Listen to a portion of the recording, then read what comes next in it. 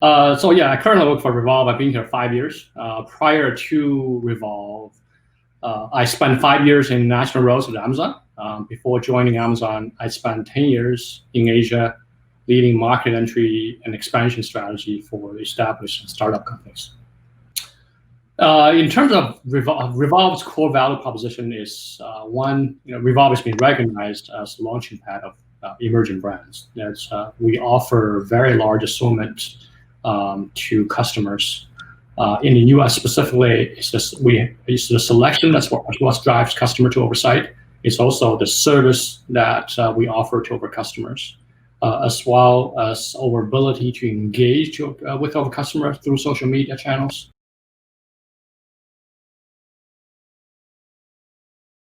Yeah, you've talked about how consumer, when they first hit or hear about Revolve in China, the sales cycle is probably much longer than it is in other parts of the world, in particular in the US. Can you talk to that a little bit?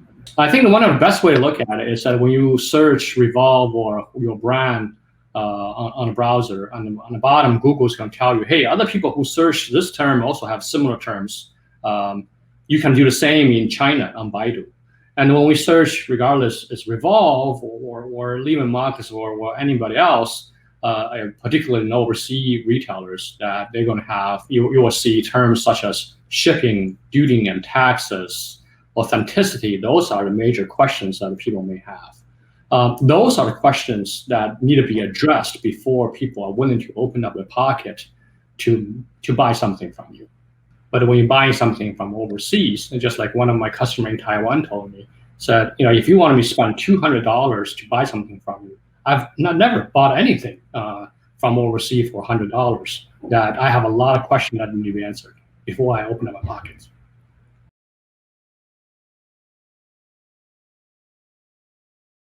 Today, we're going to just talk a little bit about your experience as it pertains to cross-border e-commerce, in particular logistics, fulfillment. Can you currently tell us what the footprint is for Revolve globally? We ship to over 150 countries. I probably counted this over a year ago. I'm sure that we're probably added a couple more on our belt. We ship everything out of Los Angeles. We have probably 6 regional return centers across 4 different continents. So yeah, we serve very large part of the world. In the U.S., we can say we're probably one of the best providers in the U.S. 2-day shipping and also free return. But when I think about my customers in Seoul or in Korea, that some fashion will be able to deliver the same day. In Australia, customer through Iconic, they will be able to fulfill the second day. So we're comparatively to the local players, we definitely have certain disadvantages.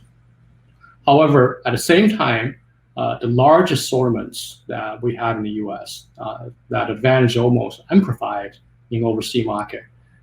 In over customer overseas is that accessibility that components driving them to oversight. That's perfect. That's very important to understand. Now, it's a little skewed, Kai, your input, because of course, how many packages are you selling globally or shipping globally? We ship roughly about 700,000 parcels a year, so a lot of them. What is a tipping point for a company in terms of when they should be putting inventory closer to market, even in market? I would say there are 4 factors influence the decision if you should position inventory near customers. One is prediction accuracy. How accurate can you predict how much inventory for a specific set of SKUs to store and for how long? It's more of a statistical question. The second one is the opportunity cost of selling those inventory to other regions. Generally speaking, so if you have the stored inventory in this particular location, then you basically lose the opportunity to sell those same inventory to other regions. Generally speaking, the higher the prediction accuracy, the lower the opportunity cost. So those 2 factors are closely related. There are 2 other factors that offset the cost component we just mentioned. One is the benefit of the increase in customer satisfaction. So when you position inventory close to the customer, shipping is faster, delivery date is more predictable, your customer are happier. Hence, your conversion rate is going to be higher. Your repeat rate is going to be higher. Customer lifetime value is going to be increased. So all of this are the positive value that encourages you to split inventory. And of course, this the fourth component is you will be able to save on shipping costs.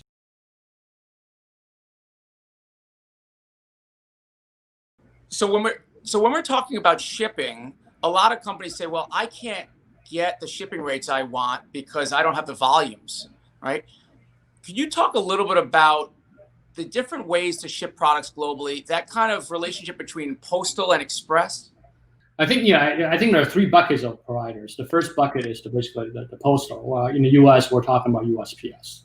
When you send a parcel here from the USPS, it will be delivered through the postal network, and it will be delivered by, let's say in Germany, a local postal service will be fulfilling the delivery of that particular product or parcel. The postal is the postal service is the easiest one to get started because it does not require duty and tax calculation, does not require you being able to classify your product into address code and all that. So it's the easiest place to start.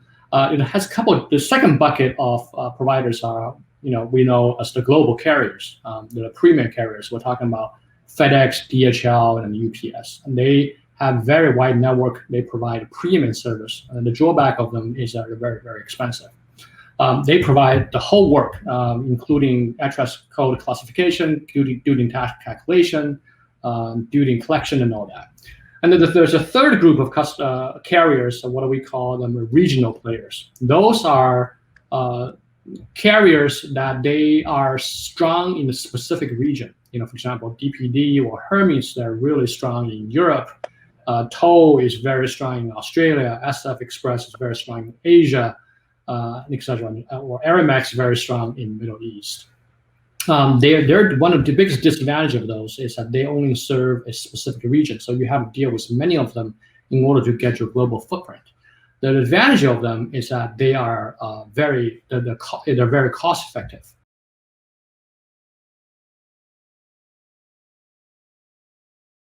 So a company that's taking right now, there's a company that, let's say, has a small amount of volume. Obviously, they can't hit that $10 3-day shipping to UK probably because they're not having higher volume. What you're suggesting in this hybrid regional model is a combination of postal, kind of a USPS type of thing, and express on the last mile. When Revolve was very small, that over daily volume to certain regions was only a few dozen parcels. And the big global carriers, they didn't want to offer us anything, offer us deep discount.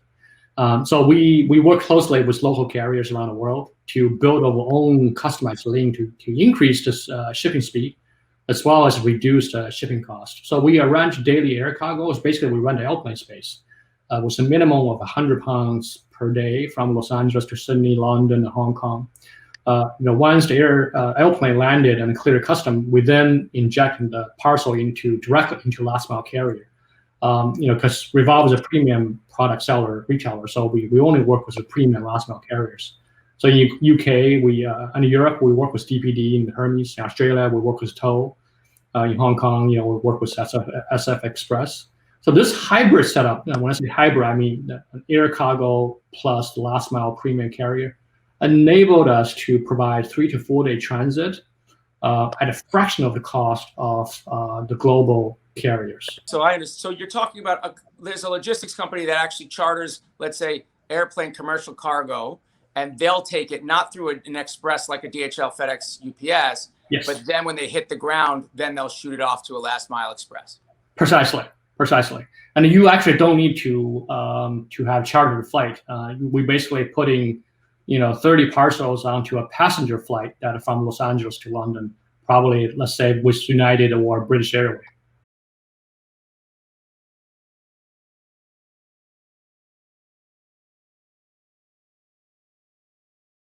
Talk a little bit about what a typical return rate might be per region and what's an optimal one. Yeah, so the return rate in different countries are different. So there's almost like there's a norm for different countries, and the number varies drastically. In Japan, it's known they probably have one of the lowest return rate in the world, In Japan, the return rate, particularly for a fashion industry, we're talking about roughly about 10%. While when you go to Australia, that goes to 35 to 40%. So I always remember on a return topic, I always remember one of my initial meetings with my manager, Mike, over co-founder and CEO. That was 5 years ago, and then he asked me about over return rate in UK, and I said about 15%. And he said that is too low, Kai. Obviously, no one want to have a higher return rate. What he meant was there is a balance between attraction and friction. So inability to return a product, particularly in my world, women's business, women's fashion products, creates purchasing friction. So a low return rate is an indication that our service in the region is less than adequate and prevented the customer from trying our products. If I get 50% returns as a small business, I don't know where to go. There's a couple of components, at least 3 components. So the first component is what we call first mile. It's basically from a customer's house or customer's door to your return facility. And you have the second component is local processing. So basically, this is one of the requirements that we put on ourselves. We want a refund of a customer within 7 days from the day she put her return into the mailbox. So we actually process all returns locally in country, so we can refund her faster. So we have a second component, which is we will process return locally. And the third component is shipping from a overseas return facility back into Los Angeles. Again, those are done normally by air cargo. In general, air cargo around the world is much cheaper than shipping directly from an overseas customer to our Los Angeles warehouse. So what's interesting is when you're asking a question about whether or not you can sell globally because you don't think you can handle returns, what you're saying is there's 2 parts to that. One, economically, you probably should be able to do it. But 2, you should be able to respond to the consumer almost immediately. You said it's 7 days, and give them back their money, even if you haven't gotten the product back into your inventory in the US yet, through a different technology. And I presume you're also localizing your payment structure, right? Yes, exactly. So yeah, we basically have local return facility around the world. That's why we can quickly inspect our product and refund the customer. To your point, that we also transact in 83 different currency. The goal here is that we want to make sure we will be able to refund the customer the exact amount we charged. Can you say that last sentence again? Yes. So we also transact in 83 different currencies. And the goal here is really we want to make sure we will charge the customer the exact amount we displayed on our website, and then we'll also be able to refund the customer the exact amount we charged them. Yes. And what should a small and medium company do when they're saying to their shipping company, hey, how are you going to deal with returns? Because if you're not selling through Amazon, you want to give an option of saying, hey, I want to have my customer be able to print a label or drop it off. Obviously, they don't have Kohl's out there or any of the other drop-off points. What do you suggest? There are plenty of returns, a huge topic and a huge industry in the world today. I can think of half a dozen companies right at the top of my head. They provide global return services. So it's a very simple. It's a simple task. It's definitely not as hard as we think. Mm-hmm. Okay, what are we talking about numbers-wise? Let's say you've got a $100 product, you just sold it to someone in France, and they returned it. That's a great way to put it. So for Europe specifically, for fashion business, our average duty rate is 12%. And in France, I believe the VAT rate is 20-some%, let's say 23%. So you're basically out of $35. So your selling price is $100, the customer is actually paying $135. And then when you refund them, you refund them $135, you're out of $35. So that's a huge amount of money there. But again, so then you're saying, okay, it's going to be processed, brought back to the US, and you're saying, hey, France, I don't owe you $35 because that product didn't stay there. It came back to us. How do you get that back again?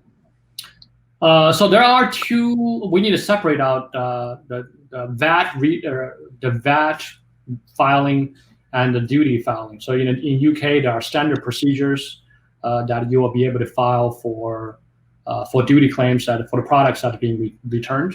There are other countries have a similar kind of scheme, for example, Switzerland or in Canada. So the many countries supports the e-commerce duty drawback. So that's basically the 12% I was talking about. As for the VAT, which is 20% in Europe, those you can have a VAT representation or physical representation in the country that you will be able to file the VAT. It's similar to what we file sales tax in different states. Kai, thanks for joining us. Thanks for downloading all their secret sauce around Revolve and global expansion. Josh, thanks for having me. We will see you soon. Stay safe, stay well. Say hi to the fam. Same to you. I hope you will be able to sort out where you're going to be soon.